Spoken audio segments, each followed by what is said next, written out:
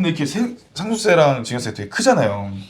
그럼 제가 그때 그 알기로는 물납이랑 연부연납 제도로 하는 게 있는데 맞아요. 그 두 개가 뭐 어떻게 다르고 음. 어떻게 활용할 수 있는 거예요? 우선은 물납은 네, 물납. 증여는 안 돼요. 예전에 증여세도 물납해줬어요. 2016년도까지. 왜 안 돼요? 이제 개정됐어요. 왜냐하면 이제 증여세 물납으로 이제 그 통과 안 된 게 많아요, 사실은. 통과. 이게 물건으로 납부한다가 물납이에요. 네. 그러니까 대표적인 게 부동산이랑 주식이 있어요. 네. 현금 있는데 물납 안 되죠. 현금 내야지. 그건 물납이 아니라 그냥 네. 현금을 내는 거니까. 근데 이제 이것도 물납도 조건이 있어요. 이게 이 사람이 갖고 있는 부동산이나 이런 이제 바로 환가되지 않는 주식이 내 그 전체 상속 재산에서 50% 이상이냐, 막 이런 요건들이 있어요. 그 부동산 하면은 물납, 그러면 이제 요즘 특히나 그래요. 요즘 이제 예를 들어서 인구 감소 지역이나 막 이런 지역 많잖아요. 그런 지역에서 상속 받으면 어차피 그 부동산이 안 팔려요. 그러니까 나 이거 그냥 물납하겠다. 좋은데 물납을 안 받아줘요. 아니 물납이 결국 물건으로 납부해서 물납인데 법에 하도 된다고 돼 있잖아요. 신청이에요. 신청 요건을 받고 요건이 안 되면 물납을 안 받아요. 그 요건 중에 막 뭐 그래서 부동산이 어떻게 하냐면 부동산 딱 물납을 받죠. 첫 번째로 맹지 안 돼요. 왜냐면 그 물납을 받으면 그 세무서 직원분하고 캠코 직원분이 현장을 같이 가요. 캠코가 어디예요? 공매하는 데잖아요. 네. 보고 이거 안 돼요 하면 끝. 사실 네. 저도 물납 한 번 가봤는데요. 현장을 가봤어요. 어, 캡콕 직원이랑 좋은 경험이다. 세무 직원분이랑 탔는데 보통 물납은 이제 그 대부분 도로 그 끼고 있는 자산 중에서 조금 안 팔리는 물건이죠. 캠코 직원분들이 그냥 다 까보더라고요. 도로도 띄우고 막 그 지도 다 보고 해가지고 진짜 그렇게 하시다가 이거 안 된다고 하천 안 돼요. 이런 거. 그렇지. 그래서 그런 조금 이제 되게 다양하겠지만 자산관리공사나 그쪽에서 봤을 때 좀 환가성이 없어 보이는 맞아요. 그런 물건은 취급은 안 하는 거. 결국은 같아요. 이걸로 신고를 했는데 이 정도의 가액을 못 돌려받을 수 있잖아요. 국세청 입장에서는 이게 말 그대로 판매 가치가 없는 거니까 환가성이 없으니까. 그래서 물납이 생각보다 잘 안 돼요. 증여는 그래서 더 안 받았던 것 같아요. 왜냐면 이슈가 많았던 것 같고 상속은 이제 물납을 받는데 생각보다 아주 힘든데 만약에 한다 그러면 근데 좋은 땅이 있잖아요. 그쵸. 그러면은 저는 이제 조세 전략을 이렇게 말씀드려요. 이것도 이제 대표님하고 좀 연관이 아주 큰데 기준시가로 그걸 상속을 받고 그걸로 물납 신고를 하면 이 기준시가만큼밖에 세금을 못 깎잖아요. 그쵸. 그러면 얘가 1억짜리면 얘를 3억까지 올리는 거예요. 뭐 예를 들어서 감정평가에 3억이다. 그럼 3억까지 올리고 그 다음에 물납 신청을 하면 세금을 3억을 깎아주잖아요.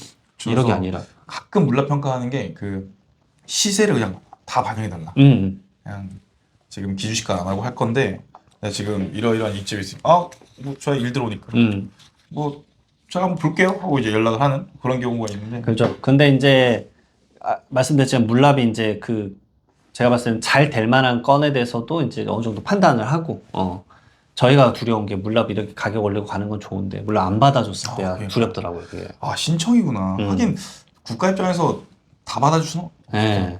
그러면은 진짜 뭐 악성 것도 많이 들어요.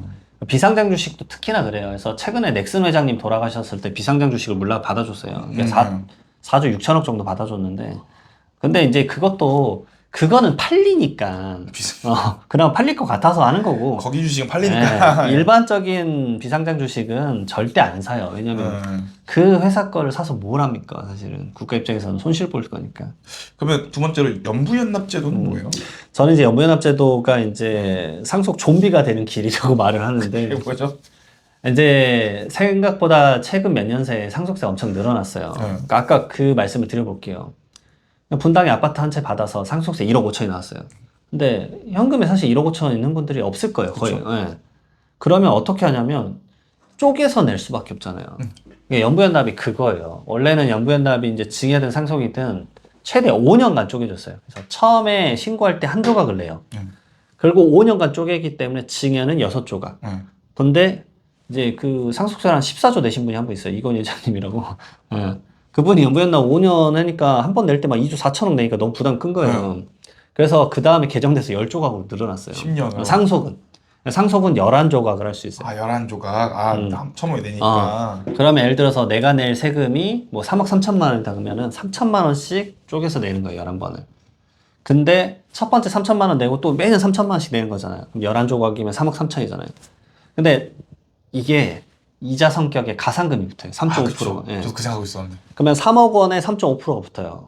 그러면 얼마예요? 거의 1,000만 원 되잖아요. 네. 그럼 3천만 원 플러스 1,000만 원. 그 다음 연도는 2억 7천에 대해서 3.5% 플러스 3천만 원. 그래서 사실 부담이 커요. 근데 이렇게 숫자만 들으면 여러분들은 아이 뭐 그래 좋네 이래 생각하실 수 있는데 이게 현실은 어떻게 되냐면 대부분 자녀가 뭐 두 분이라고 가정해 볼게요. 두 분이 본인들 육아를 하면서 자녀도 키우고 생활을 영위하면서 돈을 벌고 있단 말이에요. 그러니까 직장인 소득이 꽤 높아도 쓸 거 다 쓰고 뭐 이것저것 차포 떼고 나면은 얼마 남냐면 대부분 많이 남아봤자 3천, 5천 남을 거예요. 그래서 제가 연부연납 봤는데 5억 5천 넘어가면 3억 3천부터 좀 약간 와요. 부담스럽다. 5억 5천 되면은 딱 맥스까지 와요. 왜냐?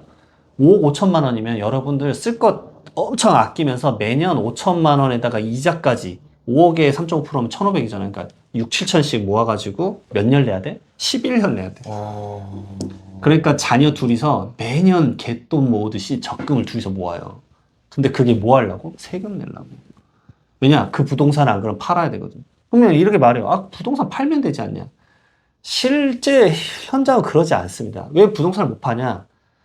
여러 가지 의미가 있어요. 첫 번째로 이 부동산 가치가 더 올라갈 것 같은 거야. 한국 사회에서 부동산이 너무 부동산 제국이잖아요. 그러니까 야, 우리가 이 돈 내다 얘가 더 올라갈 것 같아. 그러니까 이걸 못 파는 거야.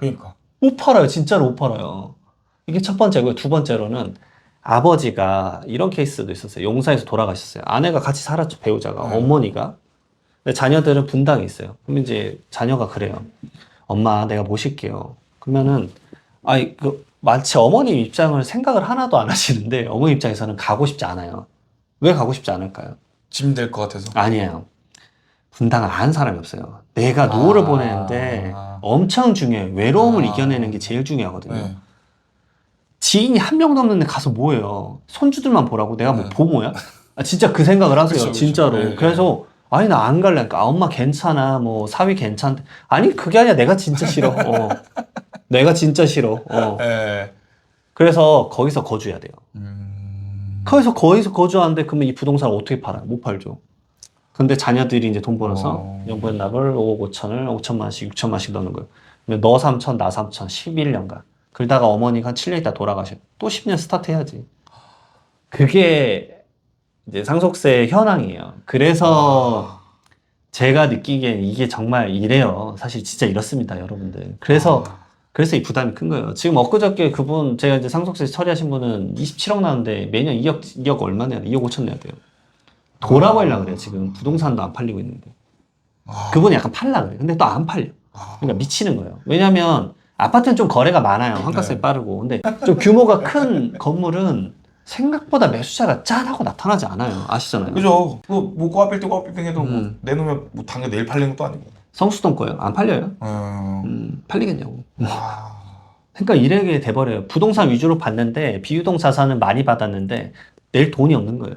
야, 이게 우리가 뭐 아파트 10억, 20억 얘기하다가 현금 1억 하니까 느낌 확 다른데. 이게 없다니까. 현금은? 이게 이런 납부서로 1억 원 딱 받으면 잠깐만 이제 진짜 딱 와요. 이걸 납부할 수가 없는데요.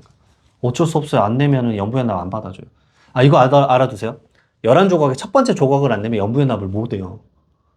취소가 일단 돼요. 내야 되네. 일단 한 조각은 내야 돼요. 안 그러면 신청 자체를 안 받아줘요. 그러면 일시불이 아니라 뭐라 그래요? 할부? 네, 할부죠. 근데 이제 이자가 붙는. 와. 근데 이거를 만약에 첫 조각을 못 냈다 그러면은 납부불성이 되기 때문에 연부연납 취소돼가지고 연 가산세 얼마랬죠?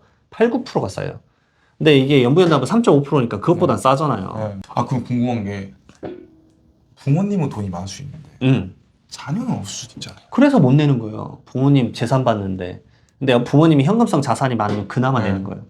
그래서 제가 최근에도 영상 찍었는데 그래서 제가 유일하게 권하는 보험 중에 하나가 종신보험이에요. 그쵸. 종신보험 좋죠. 왜냐면 종신보험은 계약자가 아들, 그 다음에 뭐 피보험자가 아버지, 그 다음 수익자가 아들, 그리고 아버지가 돌아가셨다 그러면 아들이 보험료를 다 냈다 그러면 이 수익금을 받잖아요. 그게 5천만 원 1억 큰 돈이란 말이에요. 그게 큰 돈이라 느껴지는 때가 상속세 낼 때예요. 그리고 취득세 낼 때. 상속 취득세도 내야 되니까 막 1억씩 해요. 그거 낼 때 현금이 없어요. 나 현금 2천만 원도 없는데 이때 1억 딱 받으면 그게 좀 되는 거예요. 그쵸. 종신보험은 얘기 좀 많이 들어봤습니다. 그리고 이게 상속재산에 포함이 안 돼요. 그쵸. 방금 이렇게 하면. 개피수라고 그러죠? 네. 개피보험. 아주 중요합니다. 종신보험.